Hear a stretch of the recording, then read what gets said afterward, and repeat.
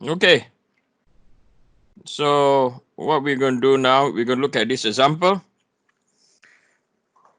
We're going to find the stresses at point A, B, and D, and position of the neutral axis. Okay, so this structure, it looks like this. Okay, so it's a T section. So the first thing that we're going to do is we are going to determine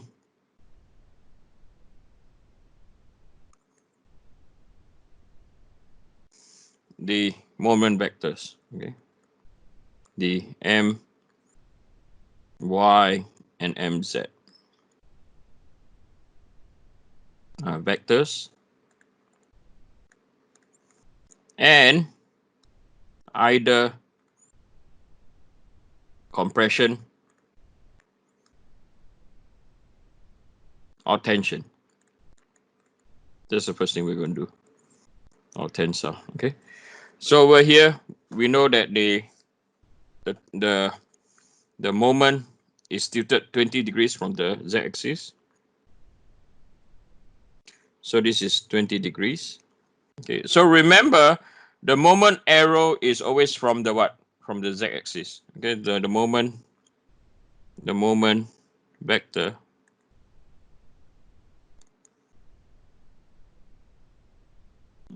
angle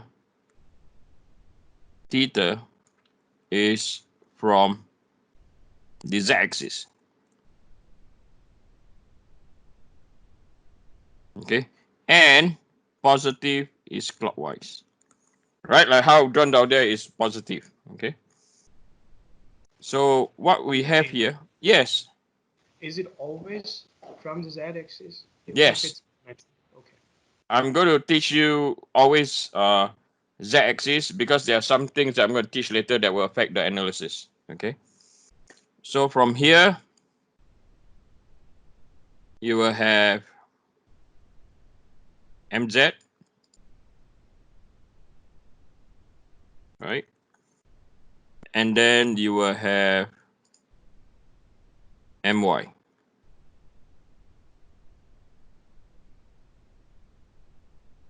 Okay, so again, like before, I'm going to expand my my.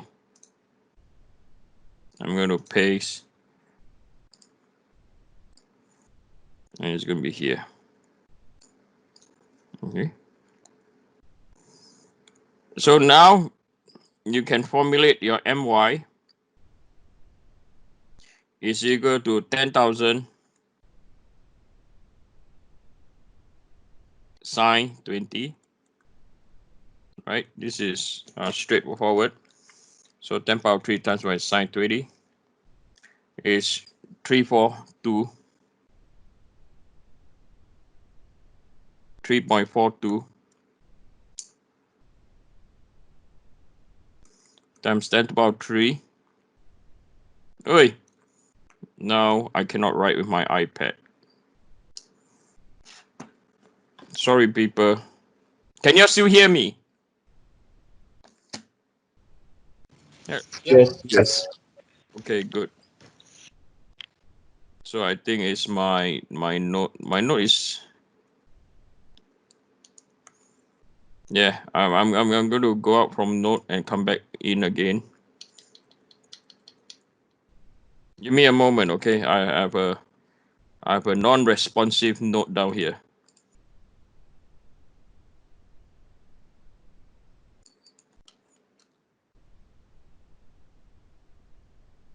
I'm good. I'm still online. I'm just going to close my note.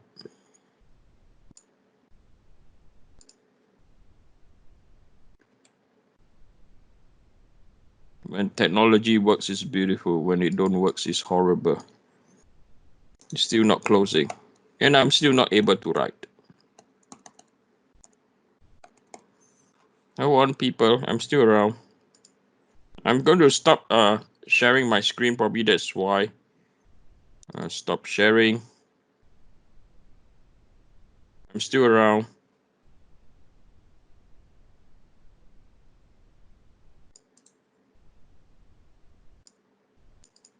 Hey,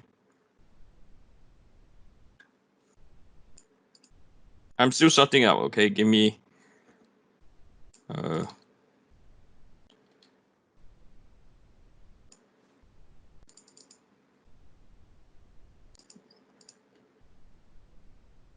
Now my computer is non-responsive.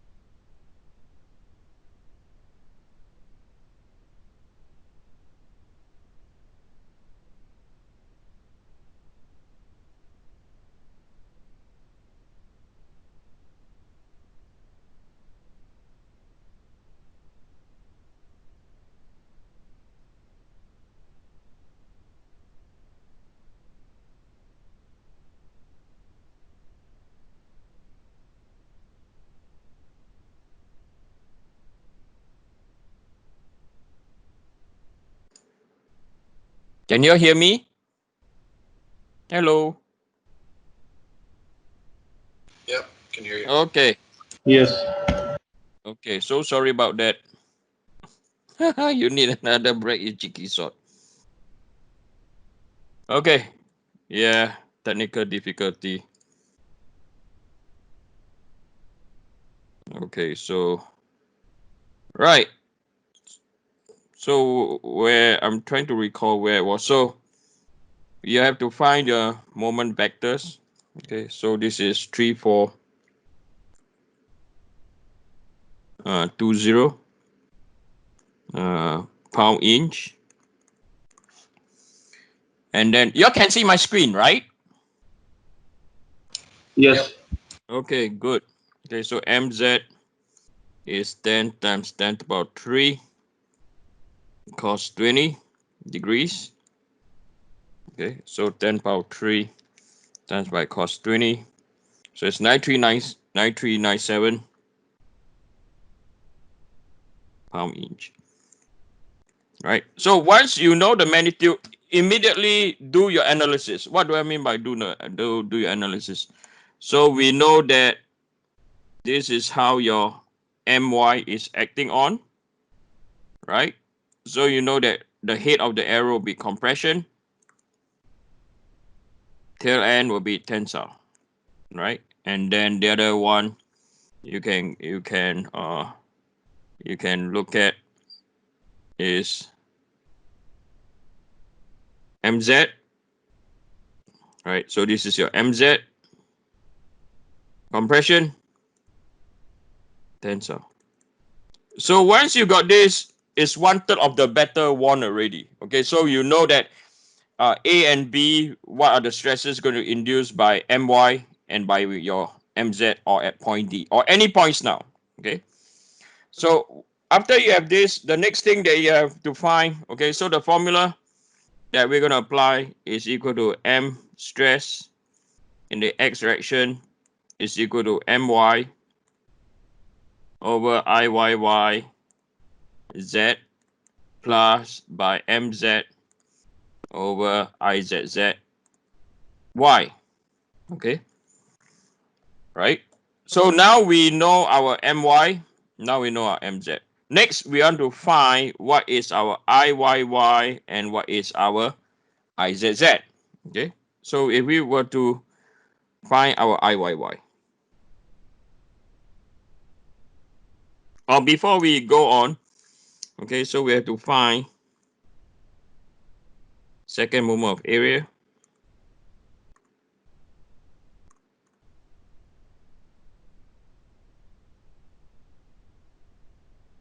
Okay, so this is the when this is the case, the formula that we're going to use is I is equal to BD cubed over 12 plus by area, right? Y bar minus small y squared. So this is the general formula. So I review your term test. Some of you don't know when to apply this, when to ignore this. Okay, so I'm going to show you. So now we are interested in YY. Okay, so we're going to draw the axis of interest. So this is our YY. All right, we want to know what is going on YY axis. Right, so if you look at YY axis, is the left geometry equal to the right? The answer is no. The left hand side is not equal to the what?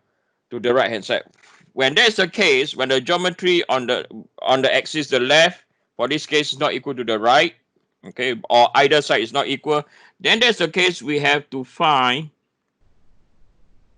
the neutral axis.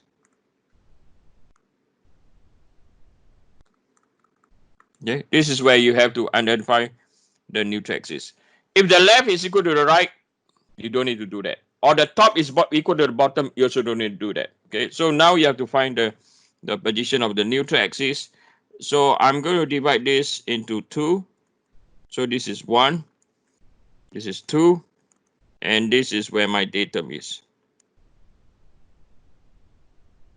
Okay, so the first thing that we learned, what do we learn? The axis that is parallel, that will be my width. The axis that's perpendicular, or the geometry that's perpendicular to the axis, that will be your to your depth.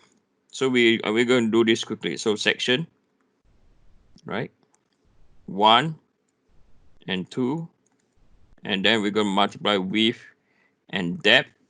So for section 1, the width is 8, the depth is 2, so this is 16.